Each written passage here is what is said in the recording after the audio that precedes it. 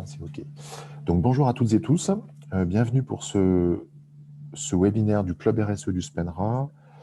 Euh, on est ravis de vous accueillir sur ce premier temps finalement de l'année 2021.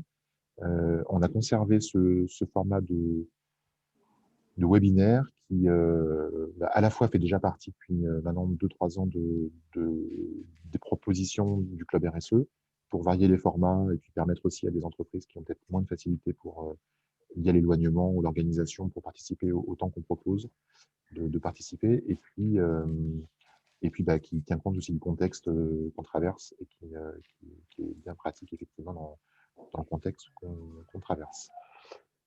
Je vais du coup proposer à Jean-Pierre Mangère de prendre la parole, donc qui représente à la fois le SPENRA, en tant qu'administrateur du SPENRA, donc, et en charge plus spécialement de la commission RSE et donc de ce club RSE, et puis qui est aussi dirigeant d'entreprise, donc Jean-Pierre sera aussi amené à témoigner après dans la table ronde.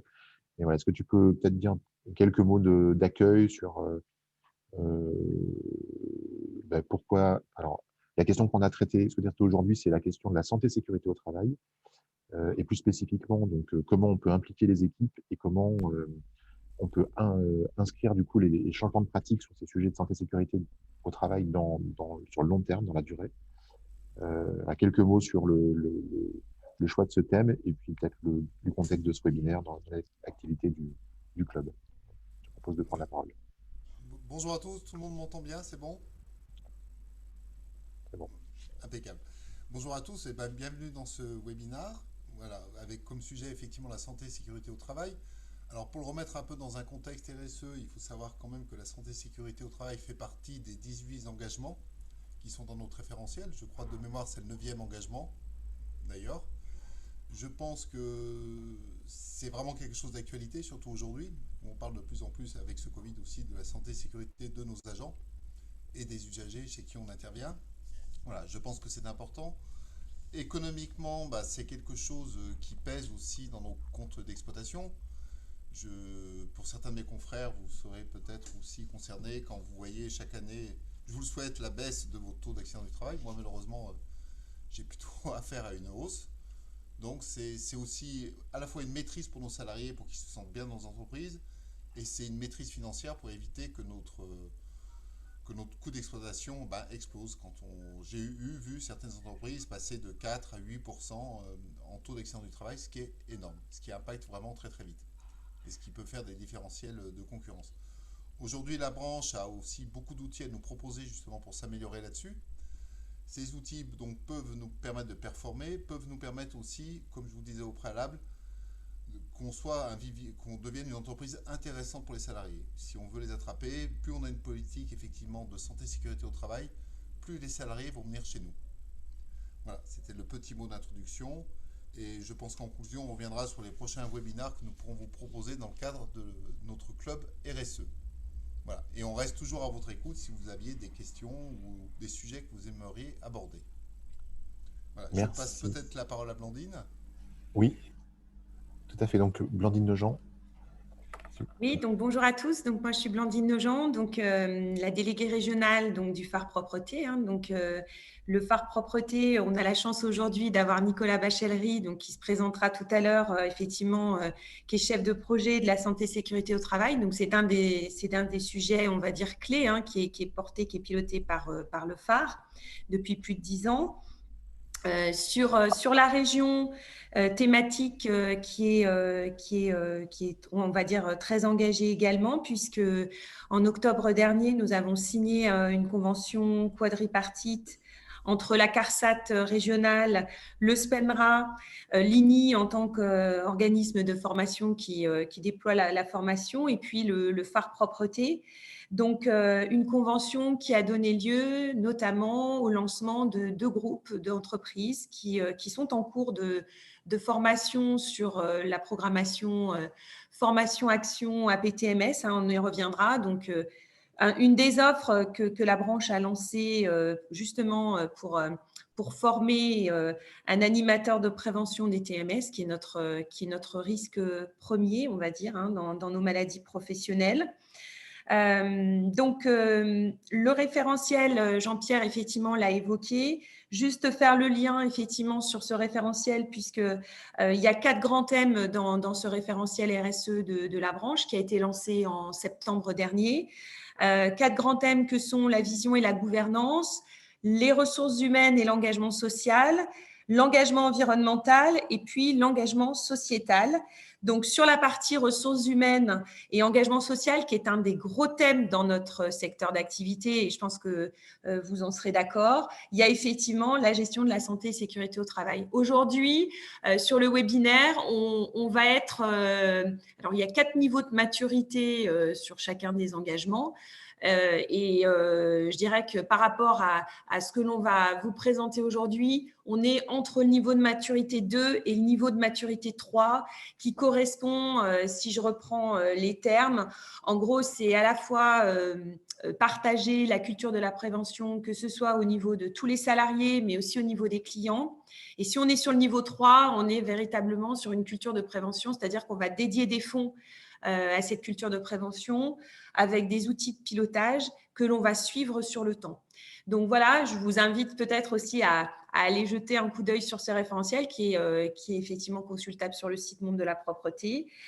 Et ce qui me permet de faire le lien avec une actualité, on va dire, régionale, pour vous accompagner justement à la mise en place d'actions, à la conformité par rapport à ce référentiel. Il y a une formation action donc qui sera lancée à l'automne prochain, puisqu'on a été la première région à démarrer cette formation en fin d'année avec ce nouveau format, en tout cas en tenant compte de ce référentiel. Donc, c'est en cours.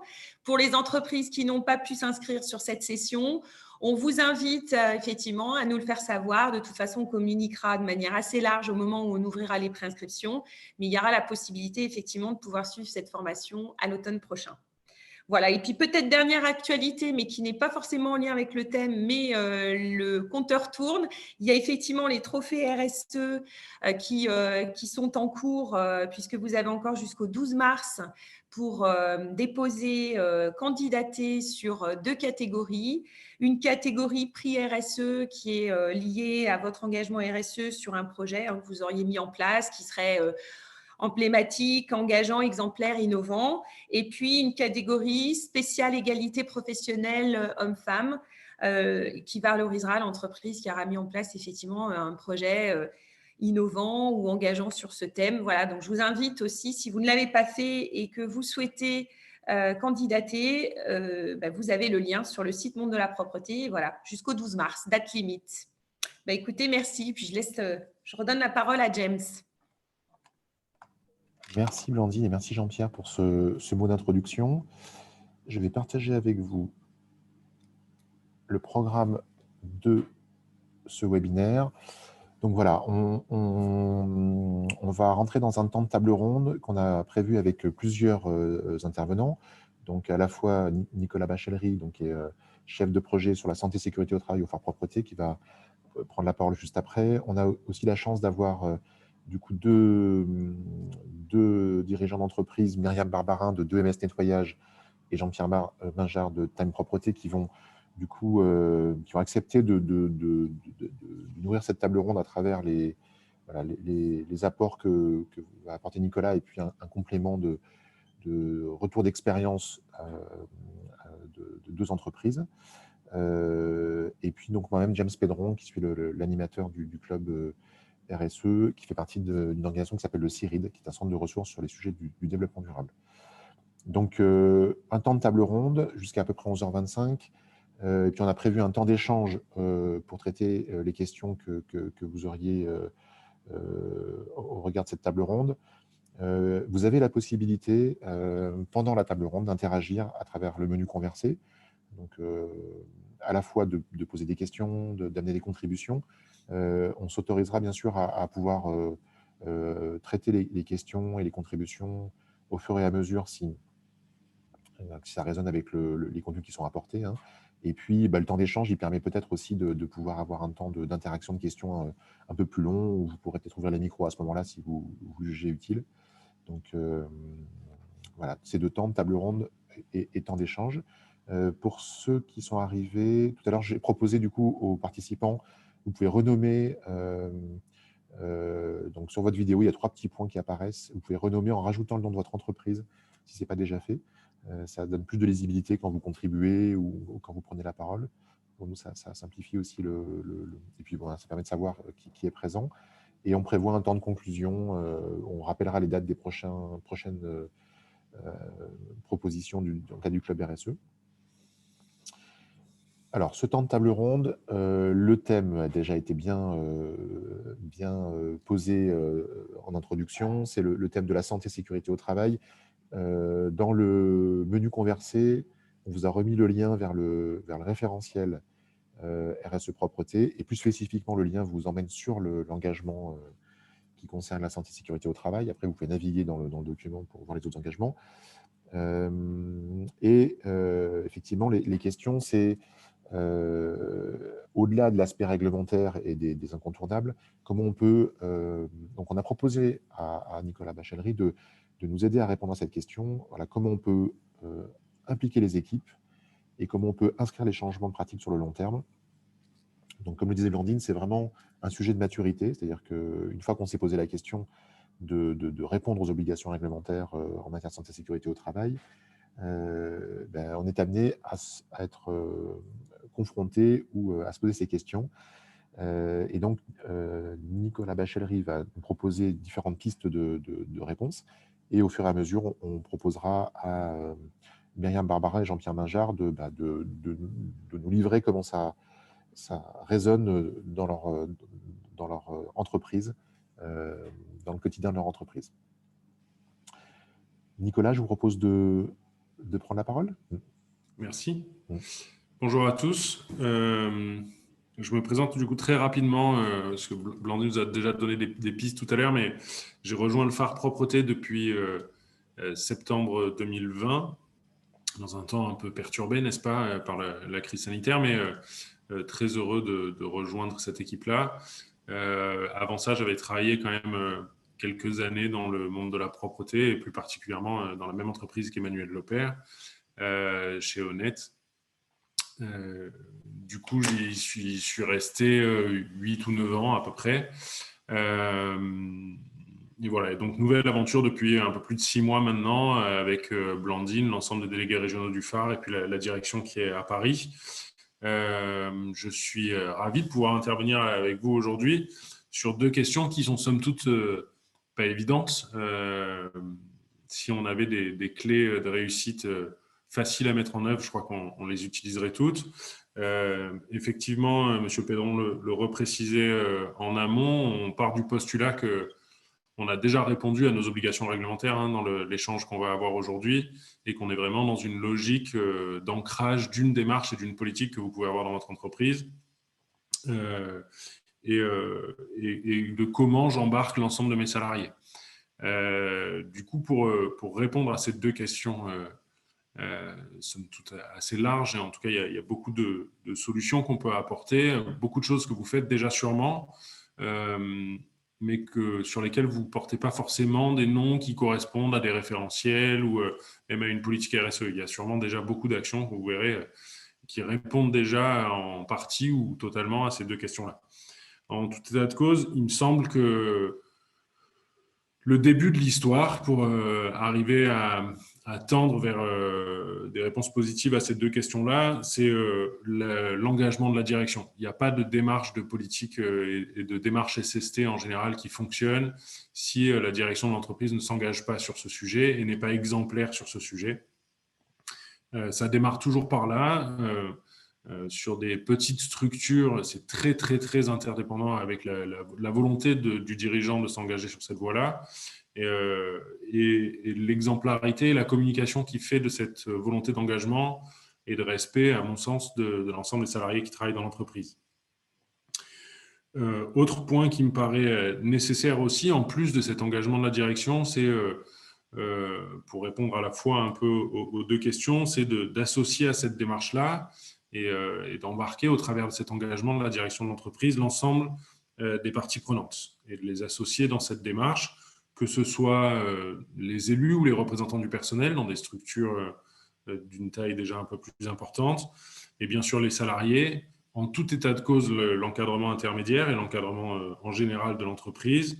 Il sera nécessaire aussi à un moment, du fait de la typologie des prestations et du fait même du secteur, d'engager le client, puisque vos salariés sont systématiquement chez lui, et du coup, avoir une réelle politique SST sans associer vos clients, ça sera très compliqué, parce qu'il y a beaucoup de réponses qui viendront aussi du partenariat que vous allez pouvoir construire avec ces clients-là.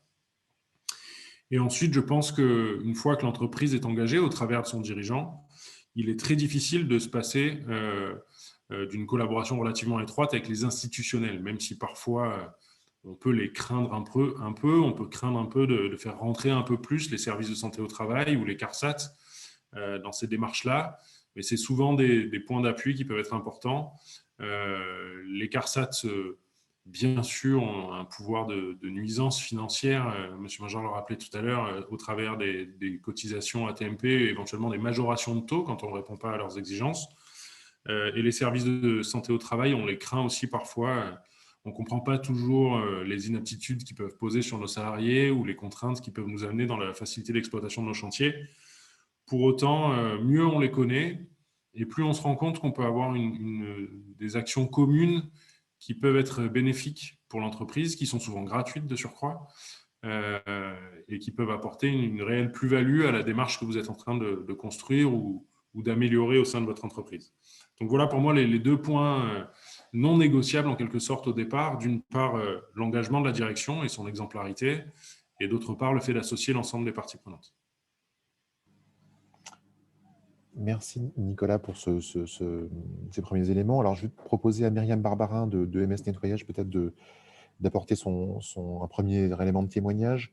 On a vu qu'il y avait donc dans les recommandations l'importance de l'engagement de la direction et cette notion d'exemplarité. Et puis deuxième volet, l'implication finalement de différentes parties prenantes, à la fois le client, à la fois jusqu'à des partenaires institutionnels ou pourquoi pas des fournisseurs aussi. Voilà, comment au sein de EMS, du coup, se manifeste votre engagement? Est-ce que pour vous, cette notion d'exemplarité, c'est un point de vigilance? Et puis, voilà, est-ce que vous avez éventuellement un exemple d'association de parties prenantes à partager avec nous? Votre micro est coupé, du coup. Ouais.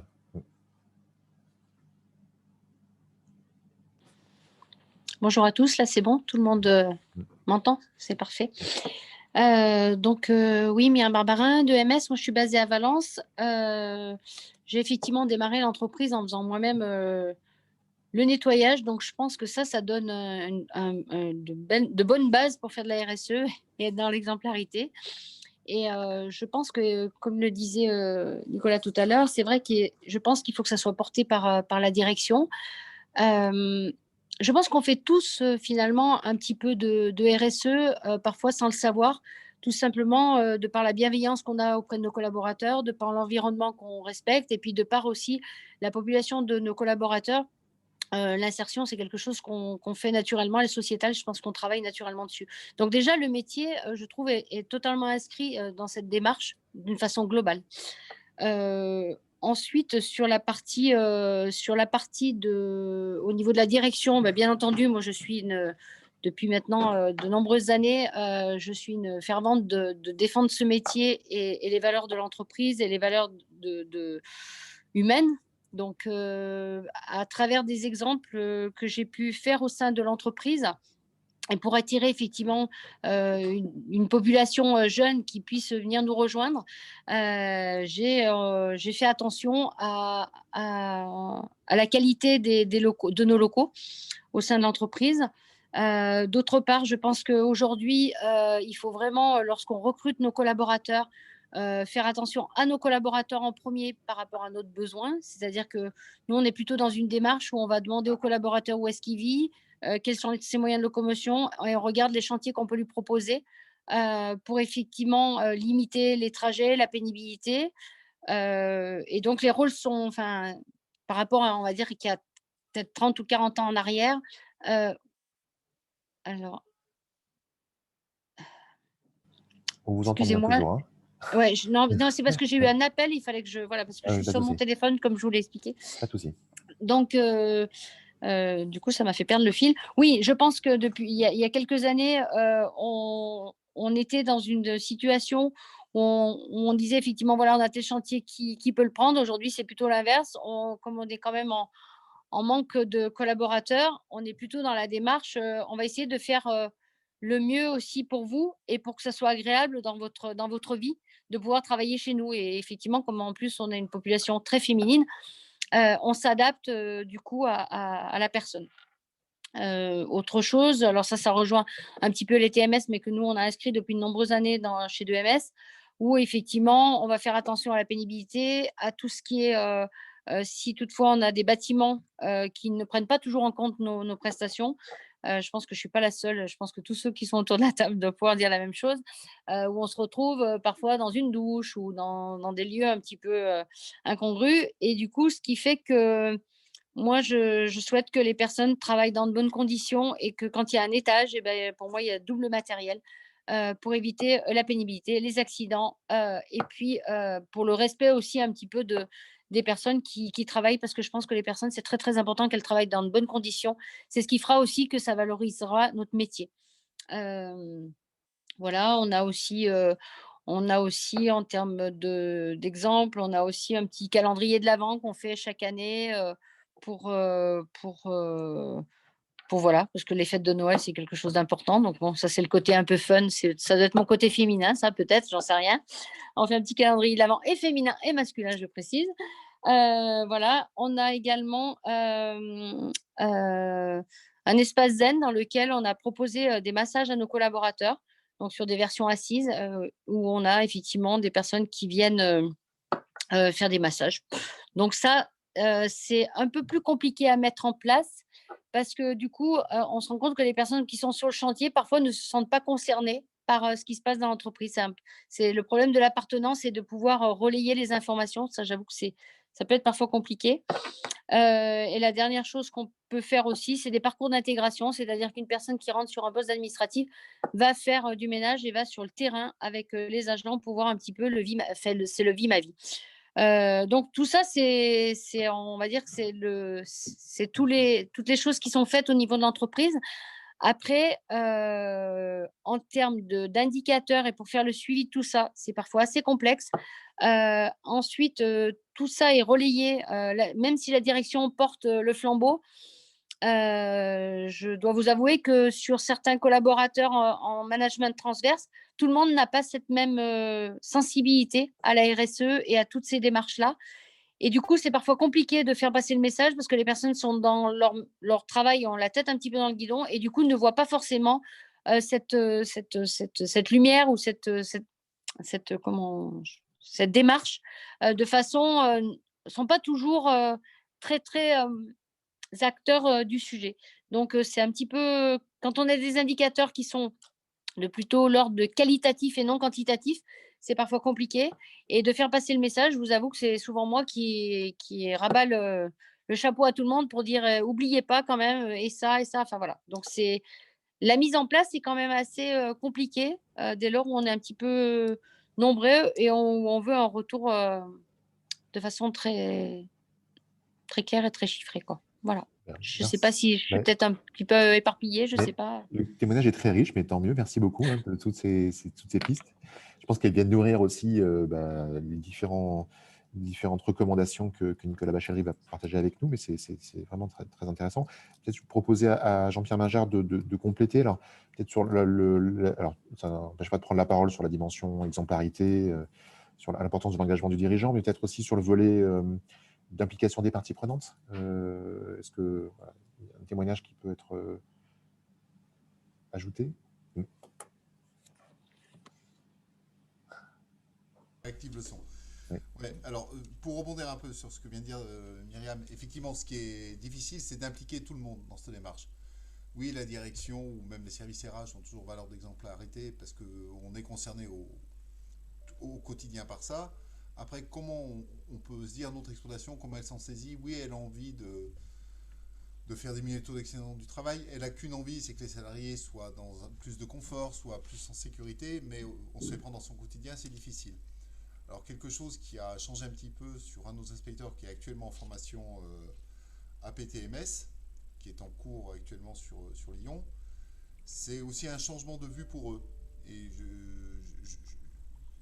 j'engage mes confrères à faire partir leurs inspecteurs sur ce type de formation parce que ça change complètement leur point de vue. Et ils ont plus un raisonnement sécurité en se disant comment je mets en sécurité mes salariés, comment je construis un plan de prévention plus adapté, comment j'implique mon client. Parce que quand on parle de partie prenante, de se dire on va travailler un peu sur ces actions, sur les risques de TMS sur votre chantier, c'est un moyen fort aussi d'engager son client et de lui montrer une autre facette, lui montrer les vraies valeurs que notre métier peut porter. Parce qu'effectivement, on est un des métiers, pour voir d'autres branches professionnelles, qui prend réellement en compte toute cette dimension. En dehors des grandes usines qui vont vous afficher zéro accident, voilà, parce qu'ils sont très très impliqués comme Michelin ou d'autres, on est quand même un métier qui intervient chez les autres et je trouve qu'on fait de belles choses et il faut savoir les mettre en avant. C'est un moyen pour nous de bien impliquer notre exploitation. Après, ce qui est difficile dans les parties prenantes, parce que, bon, après tout dépend des difficultés des uns ou des autres, c'est souvent la médecine du travail. Comment l'impliquer? Parce qu'on va souvent subir on subit, on a créé, enfin peu importe, on subit, en ce qui nous concerne sur Time, on subit des inaptitudes récurrentes pour des choses des fois un peu légères. Donc on a essayé de prendre ça en main. Alors malheureusement, j'ai une médecine du travail sur Saint-Étienne. Je ne parlerai pas de l'institution, je parlerai du médecin du travail qui ne nous suit pas là-dessus, qui refuse le débat. Par contre, nous, systématiquement, chaque fois qu'on a quelqu'un qui va sur une inaptitude, on va travailler avec la GFIP ou Cap Emploi, donc le relais sur le Loir. On travaille avec eux pour se dire comment je peux adapter le poste. Le fait de faire ça, vis-à-vis de nos salariés, ça modifie les choses. La vision est différente. Ils se disent, tiens, l'entreprise s'implique pour que les choses se fassent différemment. Après, toute cette difficulté, je pense que Nicolas pourra nous en parler avec les services de santé, c'est quand même parfois un petit peu difficile, ou même Blandine. Vous qui les connaissez sur l'ensemble du territoire, des fois c'est un petit peu difficile. Alors je ne sais pas si la réforme de la médecine du travail qui est en cours aussi pour notre profession, où effectivement vous me reprenez Blandine, hein, et n'hésitez pas. Normalement, d'ici demain, on va vers une mutualisation, c'est-à-dire si on a un salarié qui est partagé, c'est-à-dire qui travaille par exemple chez moi, chez Honnête, chez Myriam Barbarin, il n'y aura plus qu'une seule visite. Alors peut-être que ça va changer certaines choses à ce niveau-là aussi demain, sur les parties prenantes. Voilà. En dehors des engagements, nous, chez Time, on a essayé de réfléchir sur plusieurs choses. Alors effectivement, d'aller un peu plus loin dans cette démarche, qu'est-ce qu'on a mis en place il y a quelques temps en arrière? On avait fait venir un de nos clients, qui est un opticien en fait, qui a offert gracieusement, on a convié tout le personnel qui désirait le venir pour un contrôle de vue. C'est quelque chose qui a été très très bien perçu. Voilà, et les gens étaient libres. Après, bon, ils avaient une prescription, ils allaient voir leur médecin, ou si l'opticien se rendait compte que c'était vraiment un autre problème, il leur disait courez vite chez un ophtalmo, prenez vite un rendez-vous. Voilà, c'est des petites actions qui ne coûtent pas très cher aux entreprises et qui mettent en avant ce problème de sécurité. Au niveau de nos inspecteurs aussi, aujourd'hui, il y a certains chantiers qu'on ne prend plus parce qu'on refuse de déléguer du risque. Alors, je vais mettre un peu les pieds dans le plat. C'est souvent ce qu'on appelle la gestion sortie-rentrée de containers. Vous avez certains organismes, offices d'HLM, qui vous demandent de gérer uniquement ça. Aujourd'hui, on se refuse de le prendre, pour des raisons de prix aussi d'ailleurs, parce que les prix qui pratiquent en face ne nous permettent pas d'investir dans du matériel où on puisse travailler en toute sécurité. Voilà, c'est aussi à un moment donné de dire non au client. Vous ne déléguez pas notre risque à n'importe quel prix. Voilà, c'est ça aussi l'engagement d'une entreprise, je pense. Voilà. Ensuite, qu'est-ce qu'on a fait? On a eu à faire intervenir récemment, suite à un licenciement d'un encadrant chez nous, une psychologue du travail. Alors, c'est pas la médecine du travail qui nous l'a préconisé, hein, c'est nous qui avons décidé de le faire. Je vous promets que ça a été pour nous une belle réussite. Ça a permis aux gens qui avaient eu des difficultés avec cette encadrante de déposer leurs valises, ça a resserré les équipes et ça a permis de redémarrer très très vite. Et le traumatisme a été laissé là où il devait être, en disant c'est du passé, voilà, on a mis un gros pansement dessus. Nous, en tant que direction, on en tire des conclusions, mais voilà, cette intervention d'une psychologue du travail a permis vraiment de résoudre et de désamorcer beaucoup de pièges. Voilà, on aborde aussi avec l'ensemble des salariés lors de l'entretien annuel et ou formation, on parle aussi de sécurité. C'est un moment d'échange avec eux où on peut parler aussi de tous les problèmes de sécurité qu'ils peuvent avoir sur le terrain. C'est un moment d'échange un peu privilégié qu'on a avec eux et là on tire des enseignements aussi pour nous. Je sais qu'habituellement c'est pas le lieu pour le faire, mais je pense que c'est aussi un des bons moments pour le faire. Ça peut aller pour la formation en se disant, est-ce que vous avez envie d'être formé d'être formé comme secouriste au travail. Enfin voilà, c'est aussi un ensemble d'échanges et ça nous permet de faire remonter l'information et d'impliquer le personnel. J'espère vous avoir donné quelques pistes. Merci Jean-Pierre. Est-ce que, Blandine, vous voulez peut-être apporter un complément sur cet aspect de relation avec les parties prenantes, santé au travail peut-être? Je ne sais pas si... Oui, alors c'est vrai qu'on organise depuis maintenant, ce sera la 4e édition, un forum régional santé sécurité au travail, donc où on convie chaque année les gros services de santé au travail de la région.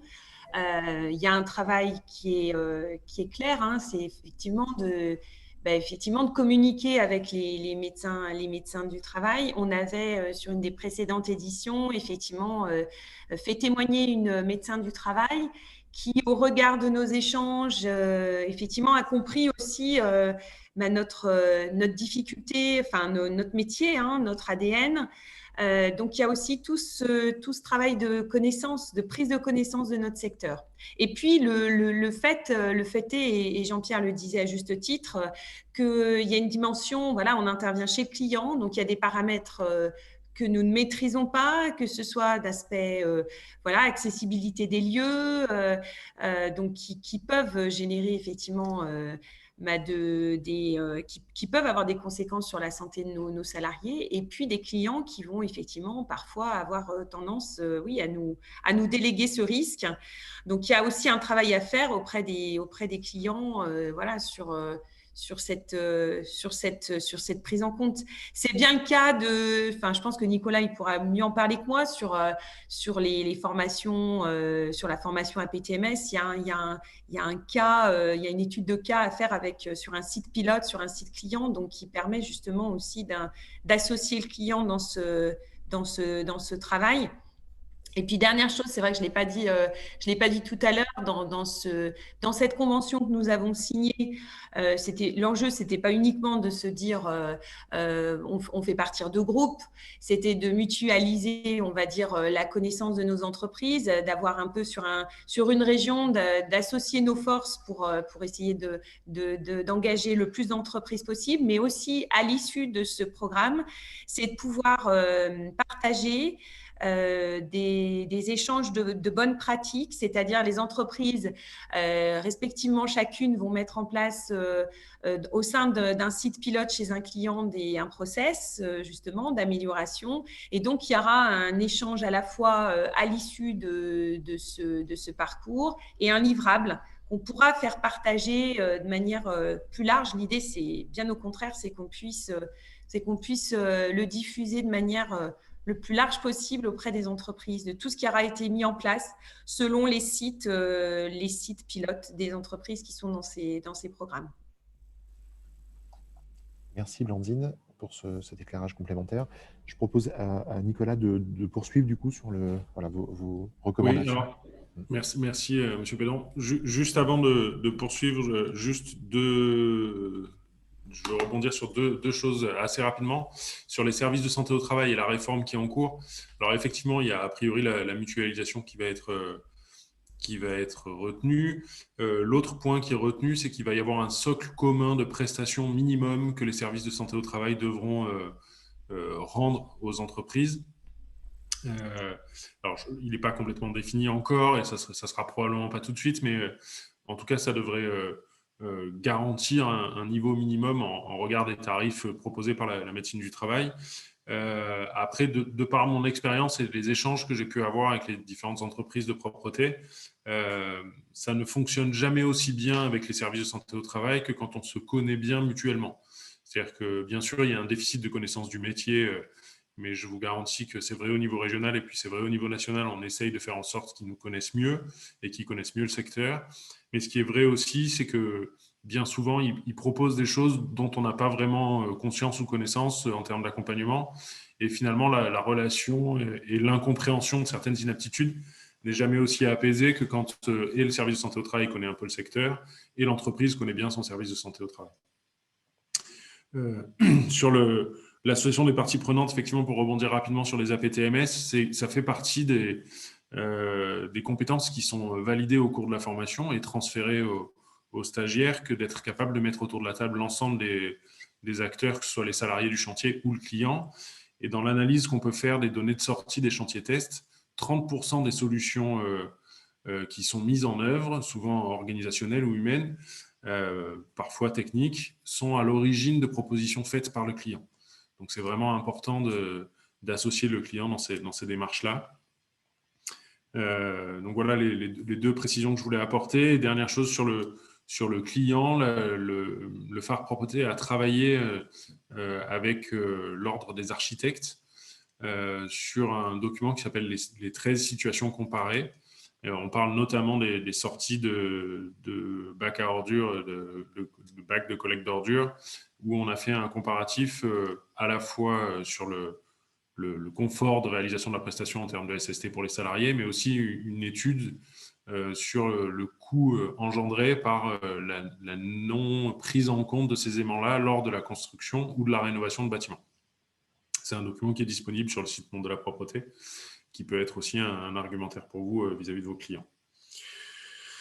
Pour continuer du coup sur le sujet qui nous intéresse, le troisième point qui me paraît important pour arriver à impliquer l'ensemble des équipes, c'est que systématiquement, les salariés qui sont concernés par des décisions, qu'elles soient organisationnelles, humaines ou techniques, de mise en œuvre d'actions de prévention, que ces salariés soient associés sur la prise de cette décision et sur le choix de la mise en œuvre de ces solutions d'amélioration en termes de santé-sécurité au travail. C'est deux choses importantes. D'une part, sur l'acceptation de la solution et de l'action corrective ou préventive qui est mise en œuvre. Et d'autre part, je pense que ça participe grandement au sentiment d'appartenance qu'évoquait Mme Barbarin tout à l'heure, que c'était parfois difficile de faire en sorte que le salarié soit attaché à l'entreprise et se sente appartenir à une entreprise, d'autant plus avec toute la contrainte qu'on peut avoir avec l'annexe 7 et le changement d'employeur. On a parfois des salariés qui sont très attachés au site, un peu moins à l'entreprise. Le fait de les associer sur ces décisions-là, ça majore très fortement le sentiment d'appartenance et ça me paraît être une étape vraiment importante. Merci Nicolas. Alors, je propose du coup assez librement, soit à Myriam, soit à Jean-Pierre peut-être.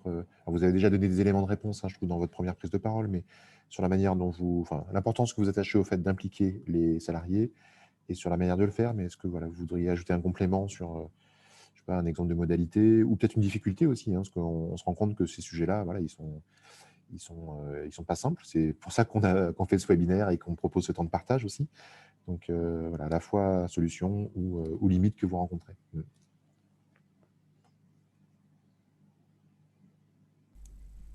Excusez-moi, je pense à remettre le micro. Voilà. Oui, associer le salarié, c'est toujours difficile parce qu'il faut aussi le mettre à l'aise. Il faut aussi qu'il comprenne quel est son rôle, Il y a tout un travail à faire en amont. Alors après, ça réfléchit en interne en se disant, est-ce que c'est le rôle du dirigeant? Est-ce que c'est le rôle de la RH? Est-ce que c'est le rôle des inspecteurs? Donc je pense qu'avant d'impliquer le salarié, il faut bien regarder ça. Ça se prépare avant, ça ne se fait pas n'importe comment. Ça doit être préparé. Il faut aussi absolument se dire, j'essaie de préparer des pistes. Souvent les gens ont besoin qu'on les guide sur une piste en se disant, tiens, aujourd'hui j'aimerais qu'on puisse parler effectivement de l'emploi des escabeaux. Comment on va faire pour essayer de générer le moins d'accidents de travail à partir de ces escabeaux. Voilà, c'est des réunions qui doivent se préparer, absolument. Toute réunion nécessite une bonne préparation. On ne peut pas amener un salarié sur ce terrain-là si on ne lui a pas préparé un petit peu les choses. Lui donner un ordre du jour, ça paraît important. Par contre, c'est des choses qui sont assez constructives. Si le salarié a envie de s'impliquer, je reviens toujours là-dessus, c'est si le salarié a envie de s'impliquer. Après, j'aimerais voir avec vous, parce qu'une des difficultés qu'on a, nous, aujourd'hui, c'est j'en parlais tout à l'heure dans ma première intervention, c'était sur les inaptitudes qu'on subit. Alors, quand je vous dis qu'on subit, c'est qu'on se rend compte que... Je vais prendre un exemple très, très simple. Une salariée qui a été licenciée pour inaptitude chez nous il y a un an en arrière et qui est revenue par une annexe 7 dans notre entreprise, qui est repassée avec le même médecin et qui n'était plus inapte malgré les mêmes symptômes de maladie. Ou pas qu'elle a, je ne sais pas d'ailleurs. C'est pas le rôle de l'entreprise. C'est, je pense pour nous, une vraie difficulté. Je voulais savoir si mes confrères autour de cette table avaient les mêmes problèmes ou pas sur la gestion de ces inaptitudes. Si je peux me permettre de lancer une question. Je ne sais pas, toi Myriam déjà? Alors moi, effectivement, ça m'est arrivé il y a quelques années, parce que j'étais dans la Drôme, mais j'étais dans un village et je dépendais d'une autre médecine du travail, et ça m'est arrivé. Je n'ai absolument rien pu faire. Je n'ai absolument rien pu faire. Et j'ai licencié pour inaptitude, et quelques temps plus tard, comme il dépendait effectivement d'une autre médecine du travail, il a été validé. Et pourtant, je suis allée les rencontrer. Ce monsieur ne souhaitait pas quitter l'entreprise parce qu'il était laveur de vitres. Il ne souhaitait absolument pas quitter l'entreprise. Et du coup, je n'ai absolument rien pu faire. Et quelques années plus tard, il m'a dit, j'ai été pris via la médecine du travail de Valence, et j'ai été pris. Donc, et j'ai rien pu faire. Enfin, il y a rien de. C'est lamentable, mais on peut pas faire différemment. Enfin, moi, j'ai pas eu de réponse à tout ça. Et quand vous avez une aptitude, je ne sais pas, est-ce que vous essayez de travailler avec la GFIP ou Cap Emploi pour dire je vais tout faire pour essayer de maintenir le salarié dans son poste? Est-ce que les relations sont faciles? Alors, moi, je pense que ça dépend effectivement beaucoup du médecin. C'est-à-dire que moi, il y a quelques années, j'avais une relation, enfin, j'ai eu quelques médecins avec qui on a eu des relations sur lesquelles on était en train de construire pour le collaborateur et pour le maintenir dans l'emploi en prenant en compte tout ce qui avait été demandé. Là, aujourd'hui, je suis face à un médecin qui met inaptitude. Il y a des moments, j'ai même inaptitude à tout poste. Enfin, voilà. Donc, c'est vraiment, je trouve que c'est très lié au médecin du travail. Et c'est pour ça, je rejoins Nicolas là-dessus, c'est que je pense qu'il faut aller à la rencontre. Nous, sincèrement, on change très, très régulièrement. Je ne sais pas ce qui se passe. Enfin, je ne sais pas si c'est lié à la réforme ou ce qui se passe, mais nous, il y a beaucoup, beaucoup de changements sur Valence. D'ailleurs, on avait le marché, on va le perdre. Il y a une nouvelle directrice qui est arrivée et les choses ont complètement changé. Donc, du coup, on perd un peu pied. Nous aussi, on a énormément de cas d'inaptitude en ce moment. Je sais pas. Et vous, monsieur Laupert, par exemple, sur une grande maison comme Honnête? Alors oui, bonjour. Nous, Bonjour. on a les mêmes problématiques en fait, hein, selon, c'est effectivement selon les agences et donc selon nos interlocuteurs, en fait, médecins du travail, où on a plus ou moins d'inaptitudes qui sont prononcées et pour certaines qu'on ne comprend pas forcément en fait. Et on a bien évidemment les mêmes problématiques, parfois avec les reprises annexes 7, de retrouver des collaborateurs qui sont sortis de nos effectifs et qu'on retrouve sur des postes alors qu'ils étaient partis en inaptitude totale. Donc, c'est effectivement un sujet compliqué. Ouais. Et vous avez essayé de travailler dessus, de mettre des choses en place, de... Oui, pareil en fait, hein, avec le lien.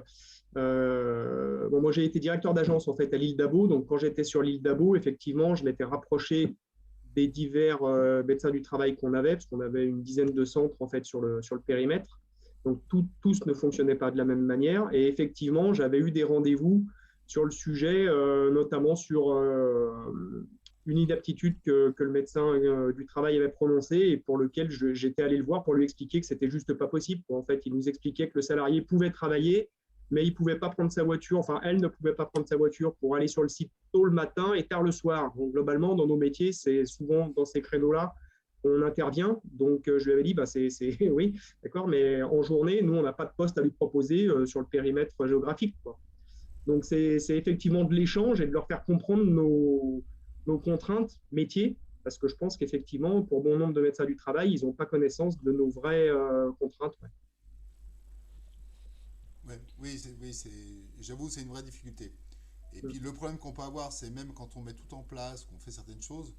J'ai vu qu'une salariée qui aujourd'hui nous attaque au prud'homme et nous attaque au tribunal de la sécurité sociale comment on appelle ça déjà? Nadège, si vous voulez bien m'aider.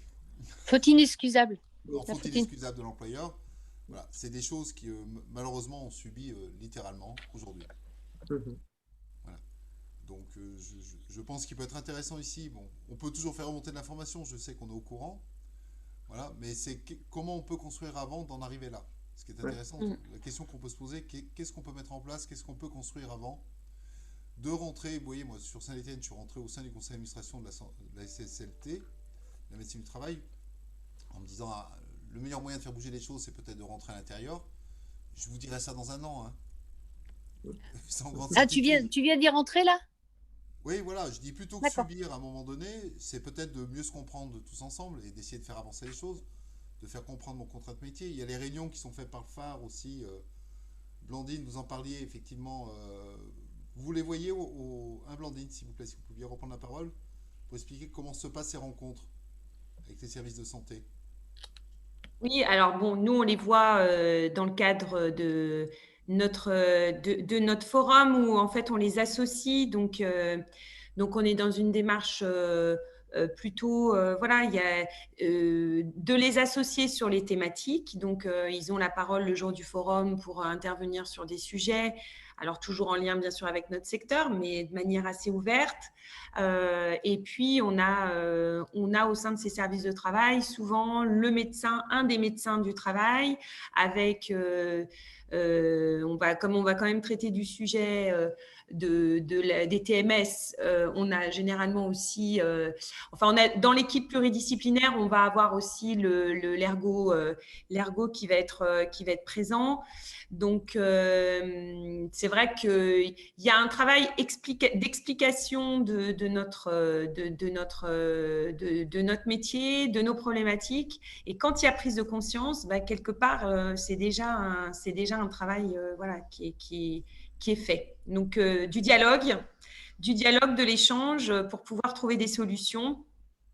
Et après, effectivement, au regard de la réforme qui arrive, l'accent est mis sur la prévention, Nicolas, si je ne me trompe pas. Donc, on veut prévenir plutôt que guérir. Donc, on imagine qu'il y aura tout un travail après à construire, effectivement, de pilotage. Si on veut prévenir, ça veut dire qu'on est en amont. En tout cas, on les associe en région sur nos programmes.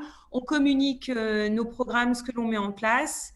Voilà, donc ils sont aussi assez, voilà, notamment pour faire le point sur la crise sanitaire. Quand on a démarré, on a fait une réunion en vue de la préparation du forum qui s'est organisé en novembre. Mais ils étaient aussi, voilà, intéressés sur la situation conjoncturelle de notre secteur. Voilà comment on s'en sortait pour justement comprendre un peu tous les paramètres de notre secteur d'activité. C'est un vrai sujet, la médecine du travail et les services de santé au travail interentreprises dans notre secteur. Je sais que c'est une vraie difficulté pour les entreprises, quelle que soit leur taille. Je sais que c'est aussi une population, et notamment les médecins du travail, qui est pas toujours, avec qui il n'est pas toujours évident d'échanger, parce qu'il y a toute la problématique du secret médical, etc., derrière lequel on a l'impression qu'il se cache parfois. Malheureusement, ça évoluera que doucement, il ne faut pas se leurrer. Moi, alors, je ne suis pas très ancien dans le monde de la propreté, mais je suis rentré chez Honnête en 2010 et c'était déjà un vrai sujet. Des questions se posaient sur l'intégration au sein de l'entreprise, du fait de la taille qui le permettait éventuellement sur certaines régions, des médecins du travail. Ça reste un sujet. Je sais que c'est compliqué pour les entreprises à accepter, notamment parce que ils ont du mal, la plupart du temps, les médecins en tout cas, à ouvrir le débat. Je vous garantis que la branche essaye de peser sur cette réforme et essaye également de communiquer le plus possible au niveau national avec les grands services de santé au travail et interpro. C'est une partie prenante, donc il faut l'associer dans votre démarche. C'est parfois un frein parce que vous avez l'impression de faire beaucoup de choses et pour autant que ce ne soit pas vraiment reconnu par les services de santé au travail. Il y en a avec qui vous n'arriverez jamais à travailler. Probablement que la réforme va amener plus de souplesse aussi dans le choix du service de santé au travail que vous pourrez avoir. Mais voilà, malheureusement, je vais vous pousser un peu à clore ce débat, dont je sais qu'il intéresse grandement le secteur, mais sinon, on pourrait en discuter jusqu'à midi sans problème, sans continuer à avancer sur le sujet. Je suis désolé, je vous contrains un peu, mais si on veut continuer à discuter des 3-4 autres points qui me paraissent importants, je suis obligé de vous pousser à tuer ce sujet pour l'instant, en tout cas. Alors, du coup, moi, je vais juste pour passer à autre chose, peut-être. C'est par rapport à ce que disait Jean-Pierre, par rapport aux collaborateurs, je pense qu'il y a, par rapport à la préparation au niveau des collaborateurs, effectivement, il ne faut pas y aller à l'improviste, ça c'est sûr.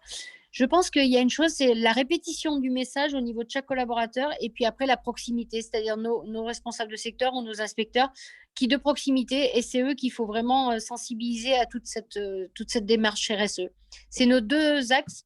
C'est tambour, enfin c'est comme, excusez-moi, c'est peut-être mon côté maman, mais c'est tambouriner tous les jours et dès qu'on peut sur la com. Comment, enfin, voilà, c'est la répétition qui fait qu'à un moment donné, il y a un mot-clé qui peut rentrer dans la tête de quelqu'un et qui va faire qu'il va faire une démarche personnelle. Mais c'est aussi faire grandir tous nos collaborateurs, hein, ça fait partie de notre mission aussi. Donc voilà, juste ce que je voulais rajouter. Merci. Merci pour ce complément. Nicolas, on vous laisse du coup peut-être prolonger sur les recommandations par rapport aux 2 questions d'implication et d'inscription dans la durée. Ça ne pouvait pas être meilleure introduction que celle de Madame Barbarin sur le point suivant. Une fois que votre engagement est démontré, communiqué, promu à l'ensemble des salariés, et Madame Barbarin a raison, ça passe aussi par l'encadrement intermédiaire, c'est impossible de fonctionner sans, du fait de l'éclatement aussi des chantiers que vous pouvez avoir sur vos entreprises. Ce qui me paraît important, une fois qu'on a impliqué les salariés, qu'on a récupéré leur remontée d'informations ou leurs suggestions sur les actions à mettre en œuvre, de leur faire un retour et de leur apporter de la reconnaissance. Parce qu'il y a des actions qui leur paraîtront relativement faciles à mettre en œuvre et pertinentes pour améliorer leurs conditions de travail, qui pour autant, de par leur coût, la nécessité organisationnelle que ça demande, etc., vous ne pourrez pas mettre en place. Et c'est important de savoir leur faire un retour aussi sur le non. Et important de leur apporter entre guillemets, de la reconnaissance tout au long de la durée de vie du contrat du salarié dans l'entreprise. Que ce soit au moment où il rentre dans l'entreprise, Madame Barbara en parlait tout à l'heure, avec les Vie ma vie qu'elle pouvait mettre en place, la manière dont vous accompagnez les nouveaux entrants, soit que vous les récupériez au travers d'annexe 7, soit que ce soit des embauches, qu'ils soient informés et formés tout au long de leur parcours au sein de l'entreprise. C'est important de leur apporter ça concourt aussi au sentiment d'appartenance, et que lorsqu'ils soient sollicités sur les sujets santé, sécurité au travail, ils aient un retour, que l'action soit mise en œuvre ou pas, qu'on leur explique pourquoi c'est fait ou c'est pas fait, ou éventuellement quand est-ce que ça sera fait, parce que parfois il y a un décalage dans le temps. Donc voilà, c'est aussi un point qui me paraît important pour que les changements s'inscrivent dans le long terme et que l'ensemble des salariés participent au changement de la culture de l'entreprise, du coup, c'est qu'on leur apporte cette reconnaissance. On évoquait aussi tout à l'heure, M. Mingard évoquait l'aménagement des postes pour les salariés et le fait de les associer dans ces décisions-là. Là aussi, c'est des points qui me paraissent être très importants. Oui, alors je ne sais pas si je vous repasse la parole, parce que c'est vrai que les exemples ont déjà été bien nommés. Je pense qu'on peut peut-être passer au point suivant. Un petit peu.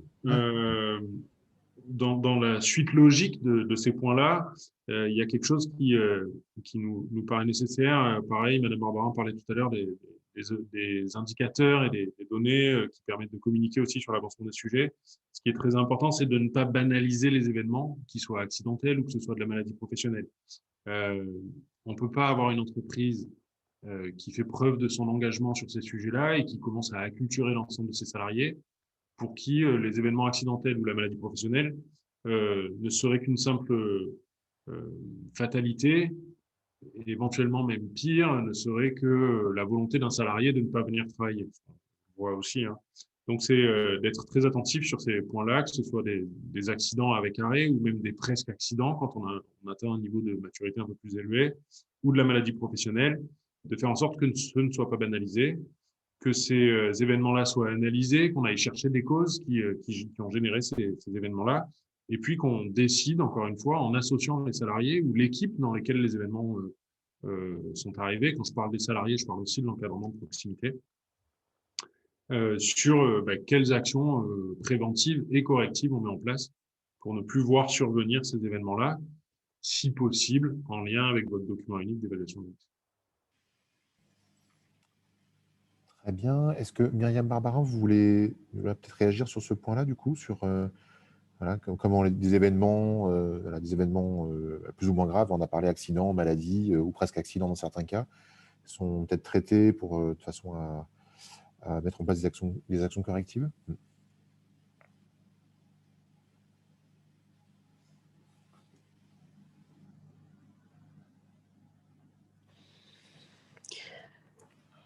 Vous m'entendez là? Oui. Nous, en fait, dès lors où on a une inaptitude, on on essaye dans la mesure du possible de rencontrer la personne, de savoir exactement en fait quelle est sa pathologie, parce que parfois aussi il y a le secret médical derrière tout ça. Donc on essaye de prendre vraiment en compte ce qu'il en est, et parfois on découvre que la personne, une aptitude, enfin voilà. Enfin, on essaye d'aller au bout des choses sur chaque dossier. En correctif, je dirais que je suis un peu déçue de vous dire quelque chose là-dessus sur le correctif, parce que je trouve que les inaptitudes, pour l'instant, je rejoins un peu Jean-Pierre là-dessus, je suis un peu en mode, agacée. Je trouve que les inaptitudes sont, je suis pas un bon exemple là, parce que les inaptitudes sont un peu pas systématiques, mais voilà, j'ai l'impression que c'est plus une fin en soi, que donc je vais pas être de bon, je sais pas, voilà, nous on est sur on essaye de mettre du correctif, mais malheureusement, il y a pas beaucoup de je peux pas, je suis désolée, je peux pas trop répondre à ça.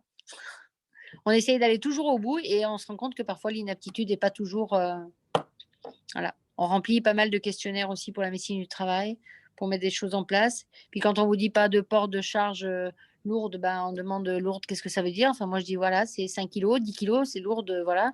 C'est très, très vaste, pas suffisamment précis. Et la communication est un peu compliquée. Donc, je voudrais pas relancer le sujet. Donc, je m'abstiens Bien. d'aller plus loin. Merci Désolée. Myriam. Jean-Pierre, on te propose de prolonger ce témoignage. Alors, moi non plus, je ne relancerai pas le sujet. Soyez rassurés, Nicolas. Voilà. Non, on subit un peu la même chose que Myriam. Par contre, effectivement, sur conseil de notre DRH, voilà, ici présente d'ailleurs, voilà, il y a quelque chose qu'elle a mis en place et qui fonctionne plutôt bien, c'est de prendre des nouvelles très régulièrement des salariés, qui soient d'ailleurs en arrêt maladie, en AT ou autre chose. Ce qui permet de réinstaurer un dialogue aussi. Alors, on a du mal à mesurer. Est-ce que c'est efficace, très efficace, pas efficace? Je pense que c'est efficace. Et vraiment, on a des gens qui, à un moment donné, se disent, eh ben, l'entreprise se soucie de nous. Puis les choses se livrent. Et puis ça permet aussi de voir derrière quelles sont peut-être les vraies raisons de l'accident du travail ou de la maladie professionnelle. Donc de garder ce dialogue même quand le salarié n'est pas dans l'entreprise, est en suspension, enfin en suspension, est en arrêt maladie ou en AT, ça permet peut-être d'avoir accès à une certaine véracité des propos. Parce qu'effectivement, derrière un accident du travail, derrière une maladie professionnelle, est-ce que c'est réellement lié au travail? Est-ce que c'est réellement l'accident du travail? Bon, à part l'incontestable, bien entendu, hein. Qu'en est-il réellement? Le fait d'instaurer ce dialogue permet peut-être de désamorcer certains problèmes. Merci Jean-Pierre pour ce complément de témoignage. Nicolas, je vous propose de poursuivre du coup sur les recommandations. Merci. Oui, ben, on arrive du coup à un dernier point qui englobe un peu tout ça et qui permet de piloter l'ensemble des éléments qu'on a pu évoquer jusque-là dans un but d'amélioration continue, hein, puisque encore une fois, si le pilier central de votre prévention des risques et de votre politique reste votre document unique d'évaluation des risques, même si parfois ça a un côté lourdement administratif, ça peut être un vrai outil de pilotage. Le but étant que tout ce que vous auriez pu mettre en place en termes d'engagement, de communication, l'association des parties prenantes, des salariés dans les décisions que vous prenez sur ces sujets-là, de toute la reconnaissance que vous pouvez apporter à vos salariés au travers de ce sujet qui a l'avantage de ne pas être financier, hein, et qui peut être aussi un débat qui pourrait être quasi aussi long que celui de la médecine du travail. Mais une fois qu'on a mis tout ça en place, le but, c'est de cranter et de faire en sorte que ces changements soient pérennes pour aller systématiquement vers du mieux et donc de l'amélioration. Et pour pouvoir mesurer ça, il y a un moment où on ne pourra pas faire autrement que de passer par des indicateurs et donc des remontées chiffrées pour pouvoir mesurer l'avancement.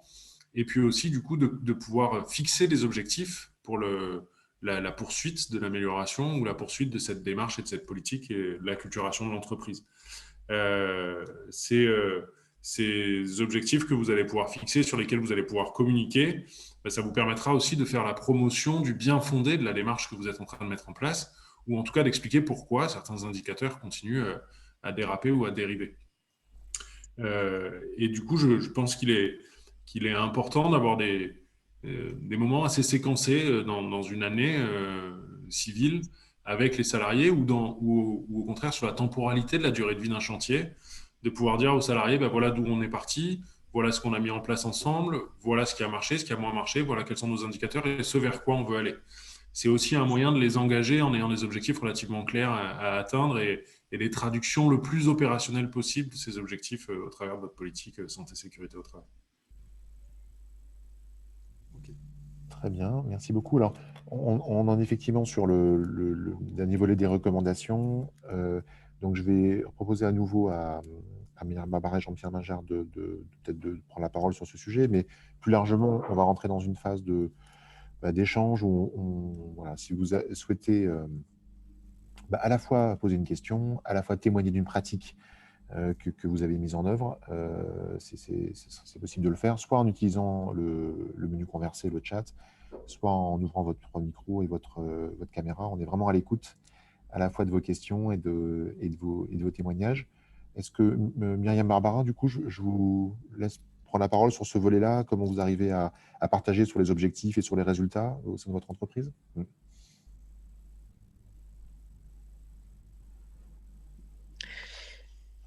Donc, c'est ce que j'ai expliqué un petit peu en début, au début du webinaire. C'est vrai que les indicateurs sont parfois un petit peu compliqués à mettre en œuvre. Et en plus, une fois que vous en avez mis un et que vous vous êtes dit, bon, allez, c'est celui-là qu'on choisit. Donc, nous, par exemple, sur l'aspect environnemental, on a choisi les kilomètres parcourus par rapport au chiffre d'affaires.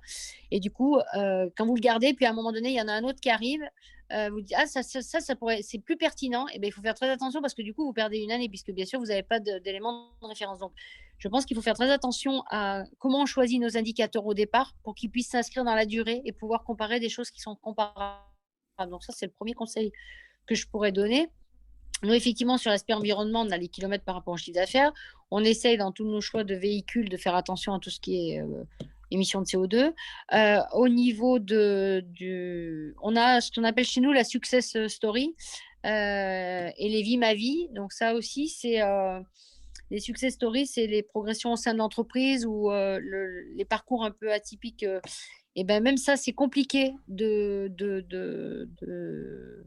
voilà, c'est très compliqué de mettre des indicateurs là-dessus. Voilà, donc les personnes aussi qui sont formées aux éco-gestes, donc ça c'est un peu plus facile. Il y a des objectifs, on s'est dit que nous sur 3 ans, l'ensemble des personnes devraient être formées aux éco-gestes. Donc il y a différents moyens de communication, mais voilà. Voilà un petit peu ce qu'il en est. Il y a aussi les rapports d'étonnement, mais en fait, il faut essayer de trouver des éléments qui vont pouvoir être chiffrés et qui ne vont pas non plus en fait, trop polluer les fonctions support pour se dire où est-ce qu'on va trouver les informations et est-ce qu'on ne passe pas beaucoup de temps à tout ça parce que ça démotive aussi les équipes d'aller chercher les informations. Ah oui, mais lui, il ne me l'a pas dit. Et ben, tiens, on trouve ça, les rapports d'étonnement, oui, c'est grâce au Outlook, on voit qui est-ce qui a été programmé ce mois-ci. Enfin, il faut trouver des choses très pertinentes qui soient faciles d'accès et qui soient rapides. Parce que sinon, les personnes, dans le temps, lâchent l'affaire. Voilà. Ce que je pouvais dire sur la partie indicateur, tout du moins. Merci Myriam. Jean-Pierre, est-ce que tu souhaites compléter ce témoignage? Alors, moi, les indicateurs, je vais me concentrer sur la partie SST. Les indicateurs qu'on a, nous, sont un peu moins... c'est pas très glamour. Donc, qu'est-ce qu'on va regarder? C'est sur une année civile, c'est le nombre d'heures, je ne parle pas de jours, on va parler en nombre d'heures d'arrêt maladie ou accident du travail, ce qui est un indicateur. Je prends un indicateur aussi financier qui est le complément de salaire, qui est un indicateur parce qu'effectivement, le complément de salaire, bon, peut-être pas en période Covid, il va être un peu faussé cette année, mais le complément de salaire s'opère à partir je vais dire n'importe quoi, Nadège me reprendra, je crois, du 7e jour, effectivement. Si je dis une bêtise, vous n'hésitez pas à me hurler dessus, tous. Voilà, à partir du 7e jour, donc pour nous, c'est un indicateur. 8e. Merci. Voilà. J'étais plus généreux, retenez pas ce que j'ai dit. Voilà, pour le autre indicateur qu'on suit, c'est le taux AT. Alors, effectivement, il faut se méfier du taux AT. Je vais prendre un exemple chez nous, je vous donne juste à titre d'information. On a le taux AT qui a bondi suite au rachat d'une petite structure qu'on avait fait, où on a intégré le fonds de commerce. On n'a pas racheté de la structure, on a racheté le fonds de commerce, il y avait à peu près 15-16 salariés. Simplement, je crois que cette personne cotisait à l'époque sur un taux collectif et quand il est rentré dans notre escarcelle, on s'est pris tout son passif. Ce qui nous a fait, malgré tout, pas mal bondir le taux d'accident du travail. Alors, c'est 1+1, il n'y a pas que lui. Voilà. Donc, je pense que le taux AT, malgré tout, est un bon indicateur. Après, j'aimerais bien avoir des indicateurs positifs si vous avez, vous savez, des indicateurs plein d'espoir. Là, je suis sur des coûts. Le coût est un bon indicateur. Si autour de la table, vous avez d'autres indicateurs, je suis vraiment preneur. Je ne sais Alors, pas, Olivier, Hop. Alors nous, au niveau des indicateurs, c'est plus Raphaël Villard qui s'en occupe, qui est ici. Donc je ne sais pas s'il peut répondre, s'il entend. Ouais, Raph. Vous m'entendez? oui, Ouais, c'est Oui, bon, ouais. très bien. bonjour. On travaille aussi avec le taux de fréquence et le taux de gravité des accidents du travail notamment. Aussi, ouais. Et comment vous arrivez, du coup, ces indicateurs à les partager avec les équipes, du coup? Souvent, on essaye de les regarder année après année et on les partage souvent par note de service, même avec les salariés. D'accord. Alors, Et quand on a un accident de travail, voilà, on fait l'arbre des causes aussi pour essayer, enfin voilà, pour voir. Mais bon, pour essayer que ça se reproduise pas, quoi. C'est vrai que c'est un coût, ça a des coûts importants. Tous les accidents du travail sont analysés et pour revenir sur la médecine du travail, ce qui est intéressant, c'est qu'en amont, on essaye de travailler avec eux dès qu'on a un accident du travail sur l'analyse. Comme ça, s'il y a une aptitude derrière, au moins ils sont au courant. Ils connaissent l'intériorité. très bien. Est-ce qu'il y a d'autres? Alors, voilà, on vous propose d'intervenir, questions, témoignages sur ce point-là, et peut-être d'autres points qui ont été évoqués, du coup, entre voilà, l'exemplarité, l'engagement, l'implication des parties prenantes, l'implication des salariés, le fait d'avoir des points réguliers finalement sur toute la durée de vie du contrat de travail, et puis comment, là vous expliquez sur l'arbre des causes par exemple par rapport à un AT, mais comment on traite les maladies professionnelles, les accidents. Est-ce que vous avez les uns et les autres un témoignage à partager ou une question à partager? N'hésitez pas à ouvrir votre micro et à prendre la parole.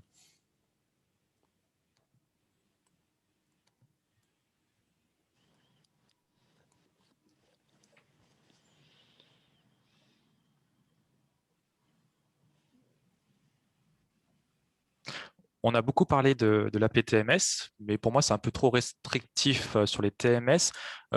Passé un temps, il y avait une formation qui s'appelait l'APP, Animateur Prévention, Propreté. Est-ce qu'elle est toujours d'actualité, cette formation?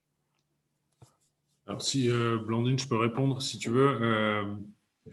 Effectivement, on a évoqué pas mal de sujets. On a parlé de la formation APTMS, notamment sur la capacité de ces salariés et leur montée en compétence sur la gestion de projet et le fait de mettre l'ensemble des parties prenantes autour de la table. Je ne sais pas si tout le monde connaît la formation APTMS, mais c'est une formation à action avec des temps collectifs, 4 journées, et des temps individuels sur l'analyse d'un chantier, effectivement sous l'angle de la prévention des troubles musculo-squelettiques, qui sont très multifactoriels et qui permettent d'aborder quand même une pluralité de causes assez large.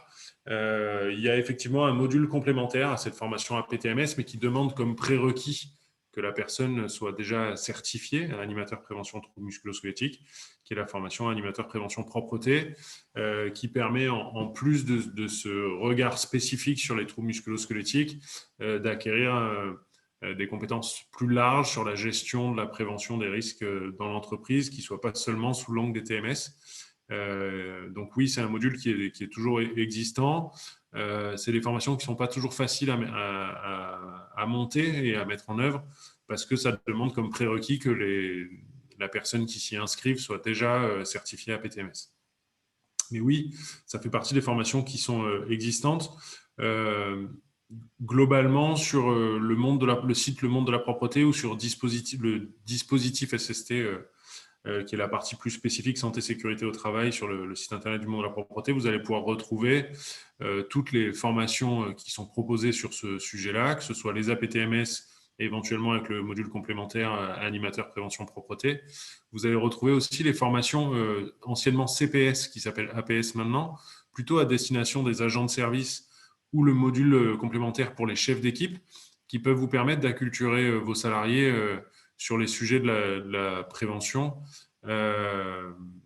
sur un format 2 jours pour les agents, avec une partie qui est dédiée à la formation sauveteur secouriste au travail et une partie qui est plus clairement dédiée pour apporter une compétence aux agents de se situer dans leur environnement et d'en pressentir les risques et les dangers afin d'avoir l'attitude la plus pertinente vis-à-vis de ça.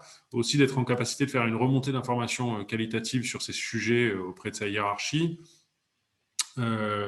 Et ensuite d'être en capacité, alors ça rejoint un peu des compétences qu'on avait dans les formations gestes et posture ou PRAP, d'être en capacité d'analyser les contraintes physiques que peuvent générer les tâches qu'ils ont à réaliser. Donc il y a ces modules de formation qui sont disponibles aussi. Pour les TPE, PME, on a monté cette année un dispositif spécifique en distanciel, format 2 heures. Donc, alors là, on est plutôt sur des entreprises qui seraient sur des niveaux d'engagement un peu plus bas en termes de maturité, notamment par rapport à ce qu'on évoquait en début de webinaire, où on va retrouver 4 modules sur où est-ce que j'en suis de mes obligations légales en matière de santé et sécurité au travail, comment je peux en faire une force commerciale de ma démarche SST, comment je crée mon document unique avec l'outil qui est en ligne sur le dispositif SST au niveau de la branche, le document unique d'évaluation des risques professionnels. Vous retrouverez aussi des supports pour pouvoir vous aider à créer votre plan d'action de prévention. Donc ces formations et la dernière formation qui est proposée d'ailleurs pour les dirigeants de TPE, PME, c'est sur ce sujet-là, comment je mets en œuvre un plan d'action de prévention et comment je fais pour qui s'ancre dans la durée au sein de mon entreprise. Donc voilà, c'est tout des outils et des dispositifs de formation qui existent au niveau de la branche, qui peuvent vous accompagner en fonction du niveau de maturité et puis des postes occupés par les personnes qui voudraient se lancer dans ces formations-là. Évidemment, ça ne s'adresse pas aux mêmes personnes quand on fait la formation APS agent ou quand on fait de l'APTMS, on est déjà plutôt sur soit de l'encadrement de proximité, mais qui est vraiment dans des situations managériales et relativement transverses, soit sur des postes support. Et puis, on a cette offre nouvelle cette année-là pour les TPE, PME qui s'adressent plutôt aux dirigeants. Merci pour ces compléments, ces ressources. Du coup, on a mis dans le menu conversé le lien vers le dispositif SST, puis on vous fera passer par mail aussi donc de ressources complémentaires après ce webinaire-là, avec des différents liens. Je vous propose de faire un tour de salle avec un petit mot comme ça de chacun et chacune, à la fois quelque chose que ce webinaire vous a apporté, ou une interrogation qui reste présente, ou un petit partage que vous souhaitez mettre en commun par rapport au thème qu'on a traité aujourd'hui. Je vais proposer à Anne Moiroux, je ne sais pas si vous nous entendez, du coup, peut-être de démarrer ce tour de salle. Oui, je vous entends. Une réaction, moi, je suis attentive, je prends des bonnes pratiques et puis des conseils qui peuvent être donnés. Nous, on est dans une démarche, alors on a une particularité à Elis Propreté, on est une entreprise d'insertion. Et on a un label qui s'appelle le label RSE, entreprise d'insertion. Donc, c'est pour ça qu'aujourd'hui, on travaille là-dessus.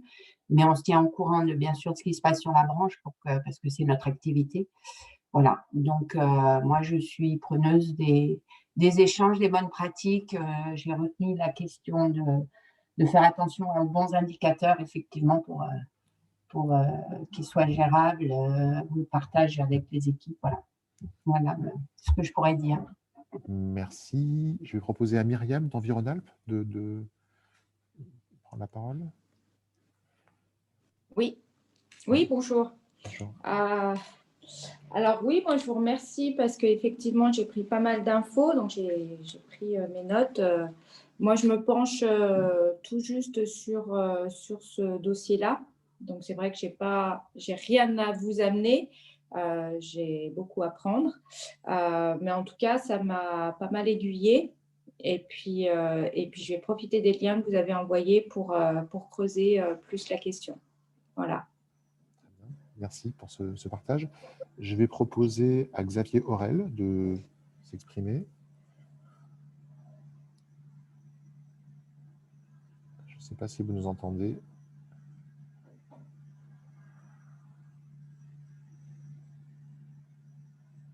Voilà, je vais passer la parole à Valentine Munoz. Est-ce que vous nous entendez? Ah oui, super. Vous m'entendez? Oui, c'est bon. Ouais. Ok. Oui, bonjour. Ravie, moi, d'avoir pu, je dirais, un petit peu confirmer. Je suis depuis très peu, moi, sur le secteur de la propreté. Moi, aujourd'hui, j'ai pour souhait de pouvoir installer cette démarche. Je suis sur du multisite. Du coup, l'enjeu est assez fort parce que nous, on a été notamment un petit peu épinglés par la CARSAT au vu du taux d'AT qu'on avait.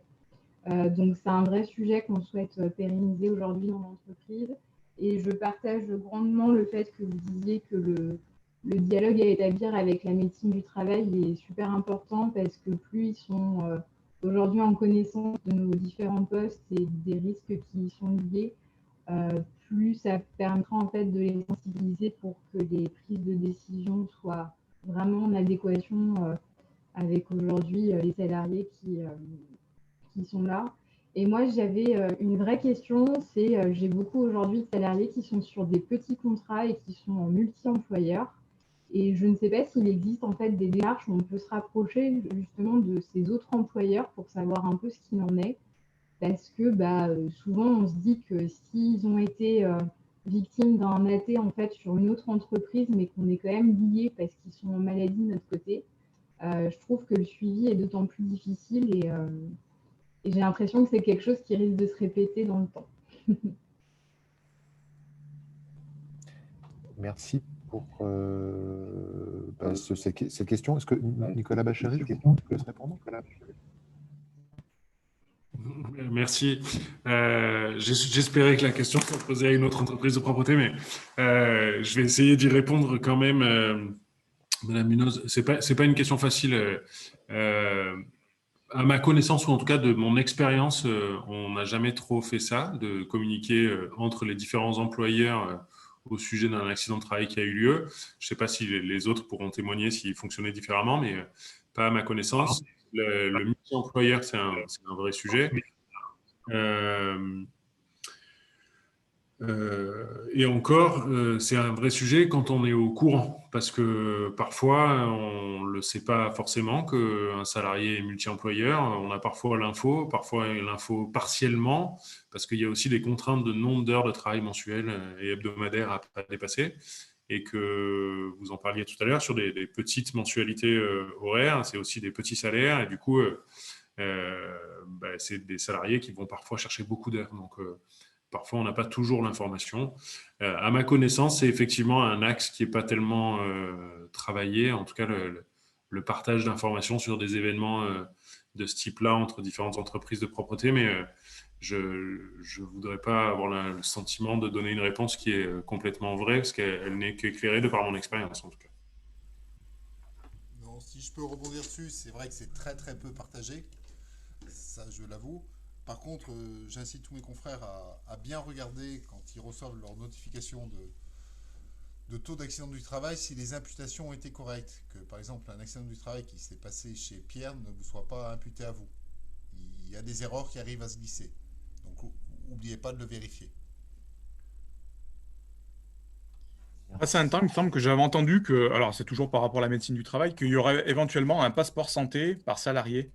Ce qui permettrait aussi, sans forcément qu'il y ait de détails, mais de voir s'il y a eu des impacts, s'ils ont un historique, s'il y a un historique de maladie ou d'accident de travail, qui soit répertorié sur un catalogue, un livret, un passeport, quoi, et qui le suivent durant toute sa carrière, quoi.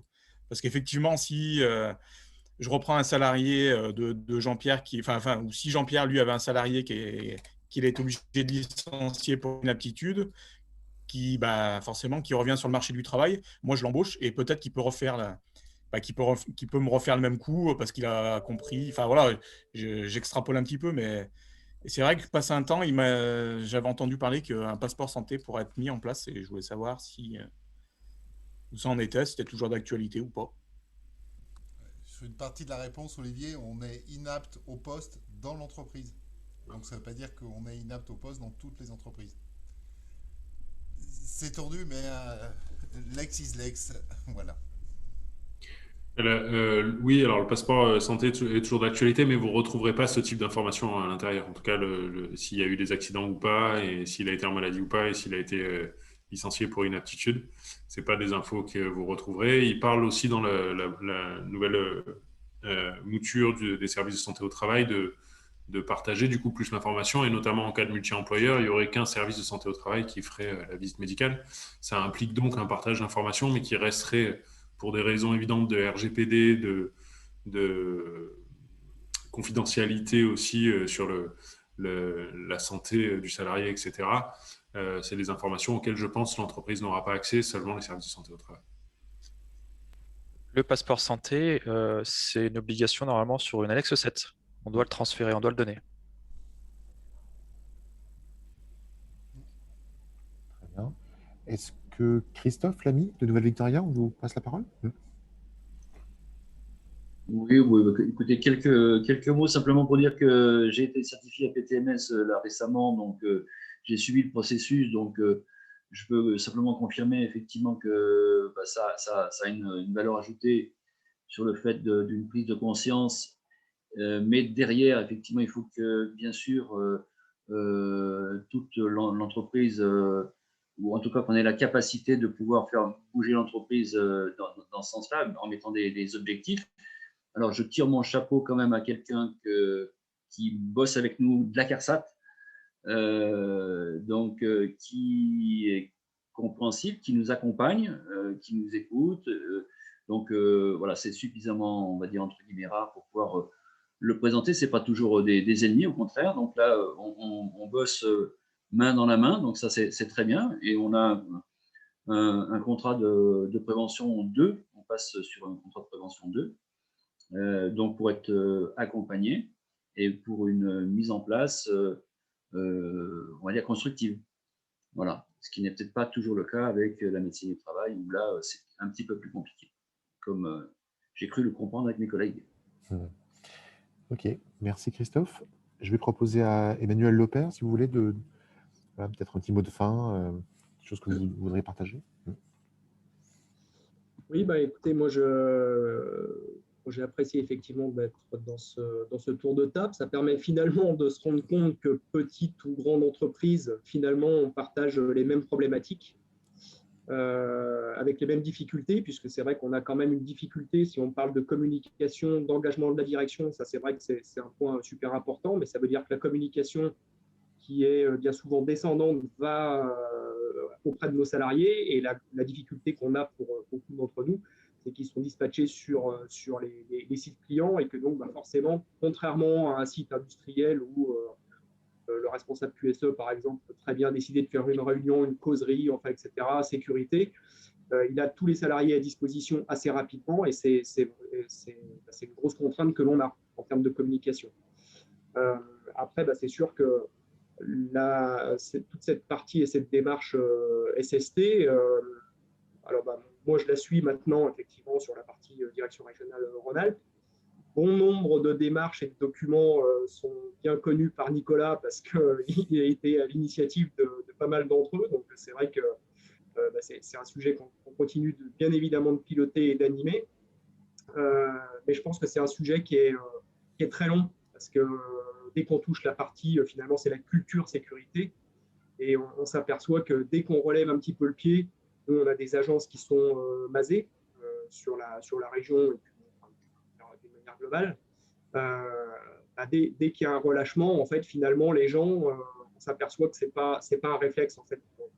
Donc, il faut vraiment qu'il y ait des piqûres de rappel régulières sur la communication, je parlais de causerie, on fait des visites comportementales sécurité également. Donc, c'est un moment d'échange avec le salarié, des remontées d'informations, du partage d'informations. On parlait aussi de retour d'expérience tout à l'heure. C'est aussi important en cas d'accident du travail, de pouvoir partager, que ce soit entre sites, entre agences, entre régions, enfin, etc.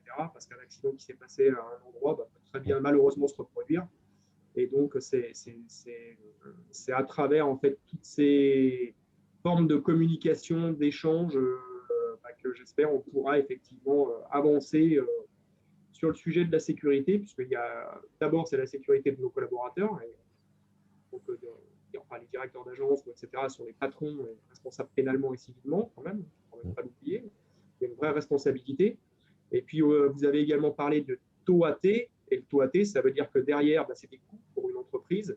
Et que quand une entreprise ou une agence a des taux AT qui explosent, ça veut dire globalement qu'elle sera plus compétitive à un moment donné en termes de réponse à des appels d'offres, etc. Ça veut dire que potentiellement, ça peut être risqué pour la survie de l'entreprise. Voilà, merci à vous. Merci de ces mots. Je vais proposer à Nadège Belliot de Time, si vous voulez dire un petit mot de fin également. Oui, alors c'est vrai que moi, Jean-Pierre a fait le retour de tout ce qu'on a en place et qu'on poursuit. Et je voulais simplement compléter, c'est vrai qu'on a eu la chance de pouvoir contester une maladie professionnelle qui était imputée sur notre compte et on a eu gain de cause. Et c'est vrai que très souvent, les maladies professionnelles, il faut vraiment regarder en détail le dossier. On a été accompagné par Maître Rouanet. Et du coup, c'est vrai qu'il y a vraiment des choses à faire, autant en termes d'AT pour sécuriser et éviter que ça se reproduise, mais aussi en tant que maladie professionnelle quand on a l'impression de subir parce que le salarié vient d'arriver dans l'entreprise ou n'est pas là depuis très longtemps et a déjà une vie professionnelle avant nous et qui nous impacte notre taux. C'est vrai que c'est... Donc, il y a le compte spécial qui existe, je pense que tout le monde le connaît. Donc, c'est dans ce compte, en fait, que la maladie professionnelle apparaît et du coup, plus sur le compte employeur. Donc, et aussi, j'avais peut-être aussi une demande à Raphaël de MS42, simplement sur l'échange que vous avez avec votre médecine du travail par rapport aux accidents qui arrivent chez vous. C'est quoi en fait? C'est une analyse avec la médecine du travail de l'accident ou vous cherchez quoi en fait, hein? Quel est le rendez-vous que vous avez en fait? Alors souvent, l'accident du travail, on l'analyse en amont et on leur donne les résultats ou on leur indique en fait le résultat de l'analyse pour savoir ce qu'ils en pensent eux, s'ils ont un retour à nous faire. D'accord. Et elle vous propose des choses, par exemple du matériel à mettre en place ou... Oui, absolument. Ouais. Une fois, on avait eu un accident du travail sur une coupure avec un taillet sur une cuisse d'un de nos salariés. Et elle était revenue vers nous pour savoir pourquoi il y a eu cet accident, etc. Enfin, ça aurait pu être un accident grave et du coup, ils étaient revenus vers nous. Ouais. Et puis, ils s'étaient rendu compte qu'on avait mis en place les moyens adaptés et ils étaient plutôt satisfaits. J'avais eu un bon échange avec eux. En tout cas, ça aide. Et on a changé de médecin. Avant, on avait le docteur Cluzel. Je ne sais pas qui c'est que vous avez, vous, sur Saint-Étienne. C'est le docteur Zanier. Ouais, nous, on avait Cluzel et là, ça a changé. Et c'est vrai qu'on n'a pas tout à fait les mêmes relations. Avec la nouvelle, je ne connais pas le nom d'ailleurs. Je ne me rappelle plus de son nom. C'est un bon exemple, en tout cas, je trouve, d'opportunité de relation partenariale comme ça avec le médecin, de l'appliquer comme vous en avez témoigné. Est-ce que comme on est plusieurs autour de la table, justement, est-ce que les changements de médecin sont très, très réguliers chez vous ou pas? Absolument, tout le temps. Nous, jamais. Enfin, ça fait. Moi, je suis chez Time depuis 2018 et on avait déjà bien avant. Donc, malheureusement, non. Peut-être que ce serait bon de changer pour notre part, en tout cas. Nous, on avait toujours la même depuis le début. Enfin, MS42, c'était créé en 2011. Donc, de 2011 jusqu'à l'année dernière, c'était toujours la même. Et là, c'est Madame Bellus, que j'ai jamais rencontrée, que j'ai jamais au téléphone. Madame Cluzen, c'est vrai que nous avait contacté au début que j'avais créé l'entreprise pour les fiches données de sécurité. Voilà, elle était venue en entreprise aussi pour analyser un petit peu les produits qu'on utilisait. Mais voilà. Donc, on avait créé une relation avec elle. Et là, avec la nouvelle, pas encore. Nous, sur Curba, écoutez, on boule les cierges pour que ça se passe, que ça change, mais pour l'instant, rien de nouveau. Ok. Bien. Merci beaucoup. Est-ce que Nicolas Bachéry, vous voulez peut-être dire un petit mot avant qu'on close ce webinaire? Vous avez pas mal parlé, mais en tout cas, il me semble que c'est un échange riche. Ce qui est riche aussi, c'est l'échange entre pairs, l'échange que vous pouvez avoir vous sur les pratiques qui sont mises en œuvre dans certaines entreprises. qui doivent faire écho à des choses que vous faites, que vous formalisez pas forcément dans vos entreprises, mais je pense que le secteur de la propreté en général a de toute façon à gagner à ce que les entreprises progressent sur ces sujets-là. On parlait de coûts financiers, qui est un des leviers. Sociétalement, aujourd'hui, c'est quand même moins acceptable d'avoir des accidents dans son travail ou de générer de la maladie professionnelle. Donc ça aussi, c'est un levier important. Et ces leviers-là font écho à la politique RSE, globalement, que vous mettez en place dans vos entreprises. Je pense que la RSE traite effectivement, Blandine, et vous l'avez rappelé en début de session, plus large que juste le sujet de la SST, mais qui reste un des piliers de la RSE, en tout cas ce que vous devez en quelque sorte à vos salariés, ne serait-ce que par l'obligation légale. Le coût est un sujet important. Emmanuel en parlait tout à l'heure aussi. Moi, j'ai connu des établissements ou des entreprises qui avaient des taux de cotisation AT-MP en individuel qui commençaient à flirter avec des 10-12%, quand on sait que à peu près entre 70 et 80% du chiffre d'affaires d'une entreprise de propreté, c'est de la masse salariale. Quand il faut donner 12 points de ces 70%-là, on est déjà à 8 points de marge en fait sur votre chiffre d'affaires. Donc quand on connaît les marges dans le secteur, on a du mal à faire que des contrats à plus 30, plus 35 de marge. Bravo à ceux qui y arrivent systématiquement, mais je ne suis pas sûr qu'on y arrive tous. Et du coup, quand on a déjà mangé 8 points de marge, c'est un bon sujet pour s'engager, pour les entreprises qui hésitaient encore à y aller. Et je crois que c'est un bon révélateur de la qualité du management de l'entreprise quand on a une entreprise qui a assez peu d'accidentologie. Alors, c'est sûrement une vision un peu QSE de la chose, n'est-ce pas? Mais en tout cas, moi, j'en suis convaincu, les chantiers ou les établissements ou l'entreprise où on a peu d'accidentologie et peu d'absentéisme lié à ça, c'est une entreprise qui vit bien et qui va bien en général. C'est assez révélateur de la qualité de vie de l'entreprise en quelque sorte, ce sujet-là. En tout cas, moi, j'en suis convaincu, mais c'est peut-être lié à mon métier. C'est pour moi un moment d'échange qui a été riche. J'entends que les sujets qu'on avait commencé à travailler avec la médecine du travail, il ne faut pas qu'on les abandonne, que ça reste un sujet majeur pour vous, et en tout cas un sujet d'incompréhension et de difficulté d'exploitation vis-à-vis de cette population des médecins du travail. Voilà, je crois que vous êtes très bien accompagnés au niveau régional, en tout cas par le monde de la propreté. Je suis content d'avoir fait la connaissance du CIRID également. Je serais ravi de revenir un de ces quatre avec vous pour échanger sur ce sujet-là. Merci beaucoup. Blandine, je vous propose un petit mot de fin. Je vais juste remercier tout le monde. Je vais pas rajouter d'éléments supplémentaires, d'autant plus que je crois qu'il y en a certains leur passe en cours de route. Donc merci pour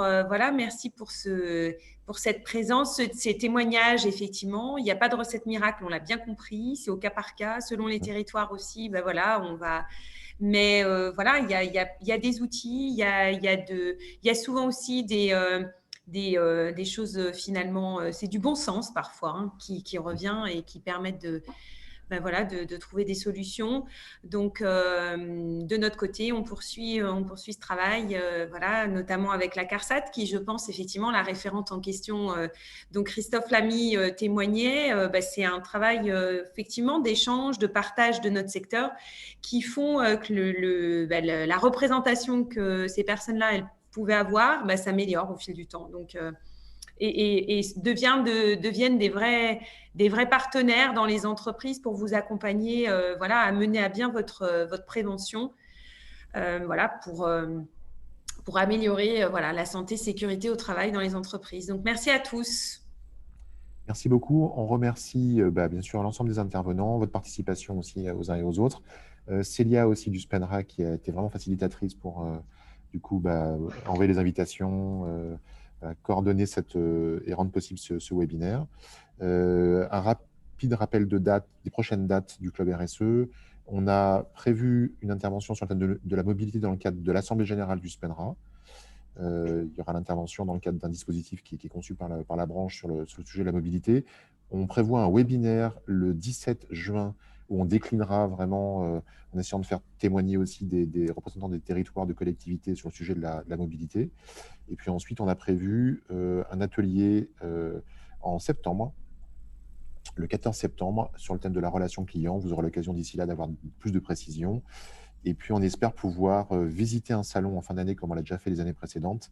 Le salon Polytech qui est reprogrammé, qui serait début octobre. Et puis, un possible webinaire encore sur la fin de l'année en novembre sur un thème qu'on partagera avec vous d'ici là. Bonne journée à toutes et tous et puis à très bientôt. Merci encore. Merci, au revoir. Au revoir.